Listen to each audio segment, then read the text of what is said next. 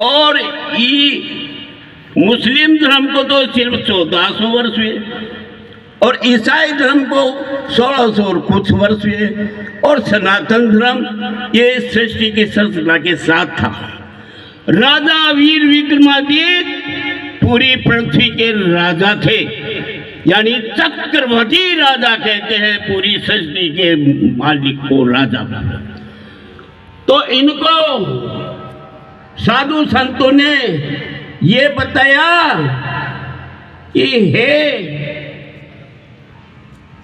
राजन, आप एक कार्य करो कि आप किसानों को टाइम पे खाद बीज देते हो नहीं, रोडे बनवाओ, तालाब खुदवाओ, बांध बनवाओ, पानी की सुविधा करो, गौशालाएं खुलवाओ, स्कूल खुलवाओ, अस्पताल खुलवाओ और मंदिर बनवाओ और पुराने मंदिरों का पुनर्निर्माण करो और आपके नाम से इतना कार्य करके विक्रम संवत चालू करो।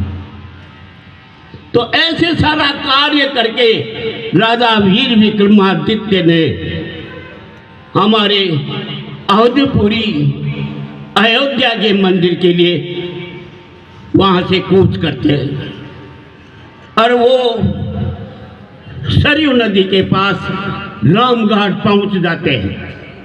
रामघाट पहुंच जाते हैं तो वहां घोड़े की जीन तो उतार देते हैं और वो टहल रहे हैं। इसी दरमियान में क्या होता है कि काला घोड़ा और काला सवार पवन के बेग की तरह उस सरयू नदी में प्रवेश कर गया। तो राजा घबरा गया विक्रमादित्य कि ये कौन सी अलौकिक माया है जो पवन बेगी घोड़े की तरह ये सरयू नदी में ये काला आदमी काला घोड़ा प्रवेश हो गया। कुछ प्रहर बाद में जिस जगह वो प्रवेश हुआ था काला, वहां से सफेद घोड़ा निकलता है और सफेद सवार और बड़ी मस्त चाल आ रहे। तो राजा वीर विक्रमादित्य ने उनका रास्ता रोका कि महाराज, हे मां से, आप तो कौन हो और जो अभी अभी सरयू में प्रवेश किया है वो कौन है? तब उन्होंने कहा कि मैं तीर्थराज प्रयाग हूं। उन्होंने बताया कि मैं तीर्थराज प्रयाग हूं।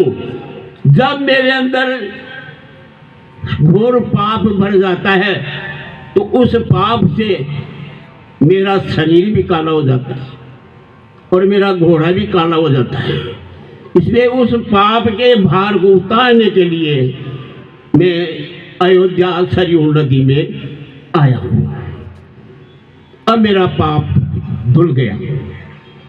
तो विक्रमादित्य जी ने पूछा कि हे महाराज, मुझे ये बताओ कि मैं अयोध्या के मंदिर के लिए आया हूं और वो मंदिर कहाँ है? तब कहा कि राजन, ये सब पुरियां है, ये पृथ्वी में गलायमान है और इसका आप खुदाई चालू करोगे तो उसके अवशेष आपको मिल जाएंगे। तो राजा वीर विक्रमादित्य ने खुदाई चालू कर दी। खुदाई चालू कर दी तो उसमें मतलब 84 खंबे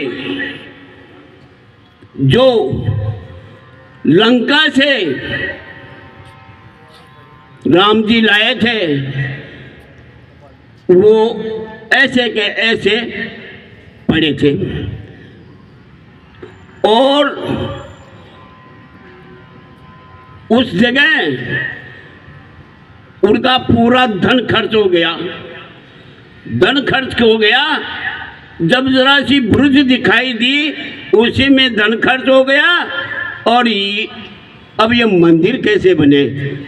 अब मैं जनता पे टैक्स लगा नहीं सकता और अब इसको कैसे निर्माण करूं? तो उस संकट की घड़ी में तीर्थराज प्रयाग को याद किया तो तीर्थराज प्रयाग फौरन प्रकट हो गए और प्रकट हो गए और उन्होंने कहा कि राजन क्या बात है। कहते मेरे में ये संकट आ गया, राजकोष का सारा धन बीत गया और सिर्फ बुर्ज दिखाई दी है मंदिर की, और इसको मैं पृथ्वी क्या कुबेर का धन भी खर्च हो जाए तो भी एक नहीं खुद सकता, यह अवशेष नहीं निकल सकते। तब उन्होंने कहा कि राजन आप नया निर्माण करो और इस जगह को छोड़ दो। तो उन्होंने नया निर्माण किया जिसको बाबर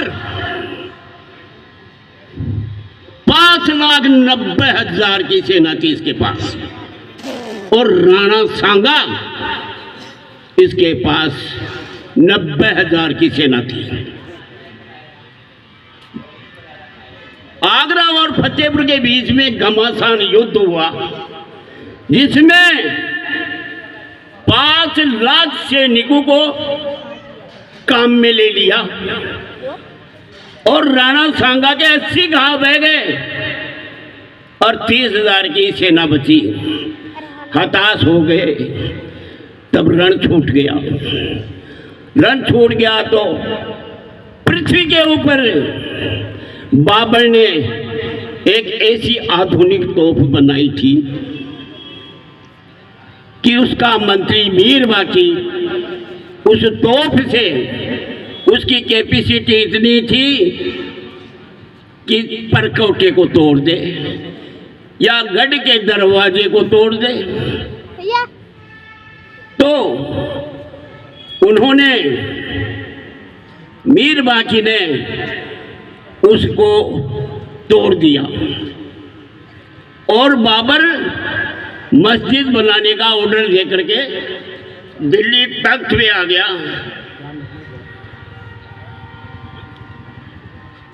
तब वहां रात को मीनार बनाए और रात को टूट जाए, दिन को मीनार बनाए वो टूट जाए। तब उन्होंने संत और पंडितों से पूछा तो किसी संत ने बताया कि भाई राम नाम का तो मूर्त लगे, उसमें खुदाई में एक अरबी भाषा में सीता पाक नाम रसोई निकली थी। तो उस रसोई को कैसे तोड़ने दे हनुमान जी? तो कहते आप सीता पाक रसोई बनाओ और जो खंबे आए हैं अयोध्या से इनको लगाओ। और तो उन्होंने क्या किया बाबर ने कि सिर्फ चबूतरा बनवा के और मंदिर को जू का तू छोड़ दिया, थोड़ा ही निर्माण हुआ। तो शुक्रवार की नमाज तो मुसलमान पढ़ो या और बाकी हिंदू आओ और जाओ, ऐसा उसने प्रस्ताव रखा। तो उधर क्या होता है कि राम नाम की ईंट का मूर्त लगा दिया और सीता पाक अरबी भाषा में यानी माता जी की रसोई। अब हनुमान जी उसको कैसे तोड़ दे?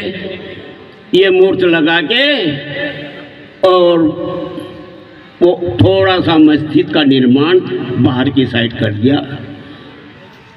मस्जिद में एक तो परिक्रमा नहीं होती है, वो परिक्रमा मंदिर की ऐसे की तैसी थी। मंदिर में 4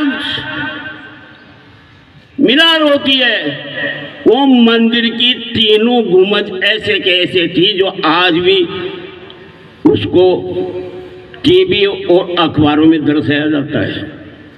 जो 3 गुंबद थी मंदिर की वो आज भी सबूत के तौर पे है। और 84 खंबे जिसमें से कुछ खंबे लगे कुछ खंबे बचे, जो अंग्रेज है जो अपने देश को ले गए और कुछ खंबे हैदराबाद की प्रदर्शनी में लगा दिया। ऐसे तीनों जगह से 84 खंबाओं का गिनती होती है। ऐसी कथा है ये राम जन्मभूमि की। तो इसमें दर पीढ़ी दर लड़ाई हुई है। इसमें जब मीर बाकी ने वो तोड़ा तब रघुवंशियों ने ये प्रण लिया कि पाग सिर पर पाग जब भी बांधेंगे जब हमारी मंदिर खुल जाएगा, और छत्ता नहीं लगाएंगे, पैर में जूती नहीं पहनेंगे। जिसका आज अखबार में आया है कि फतेहपुर और झुंझुनू के राजपूत वो पगड़ी का रस्म निवाज निभाने के लिए राजस्थान से उनके पगड़ी बांधने के लिए जा रही है। जो राजस्थान पत्रिका में आ गया है। दूसरी बात कि मतलब गुरु नानक ने भी लड़ाई लड़ी और 10,000 चिमटाधारी साधुओं ने भी लड़ाई लड़ी, महिलाओं ने लड़ाई लड़ी, और यह दरपीटी दर लड़ाई अभी तक कोर्ट तक चलती रही। हिंदुस्तान आजाद होने के बाद में इसके कोर्ट से फैसला होकर के आज हमारा भव्य राम मंदिर का दरबार मंदिर बन रहा है। ये असली कथा है। और जब कार सेवक 90 में गए उस समय घासीलाल जी पाटीवाला का पोता बाबूलाल वहाँ यहाँ नहीं रहे, स्वर्गवासी हो गए। वो थे एक दीपू रोडू काका दहणका का बच्चा, वो गया था। एक चिमन बड़ाई था, वो हमारे साथ, हम 4 कार सेवक गए थे। हम 29 आदमियों का जत्था रवाना हुआ था सांगानेर से, जिसमें मतलब फिरोजाबाद से गिरफ्तार होने लग गए थे।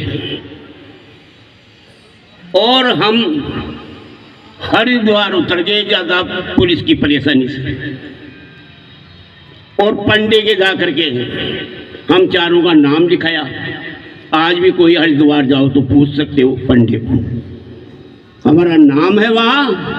कार सेवा के टाइम का गोपाल जी तोमड़ी वाले थे अपने पंडे के, और उन्होंने हमें खर्चा भी दे रहे थे, तो हमने नहीं लिया। भाई हमारे पास खर्चा है, हम नहीं लेंगे।